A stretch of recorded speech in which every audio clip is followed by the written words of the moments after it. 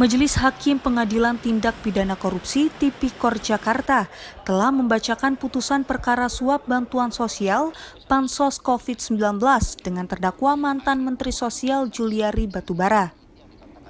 Sidang vonis yang dipimpin oleh Muhammad Damis pada Senin 23 Agustus menyatakan bahwa terdakwa terbukti secara sah telah melakukan tindak pidana korupsi dalam pengadaan paket bansos penanganan COVID-19 sebesar 32,48 miliar rupiah.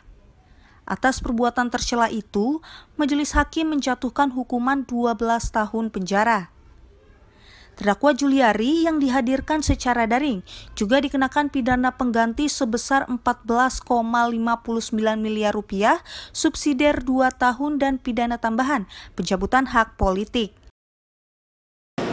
2. Menjatuhkan pidana oleh karenanya terhadap terdakwa dengan pidana penjara selama 12 tahun dan pidana denda sejumlah 500 juta rupiah dengan ketentuan apabila denda tersebut tidak dibayar diganti dengan pidana kurungan selama 6 bulan.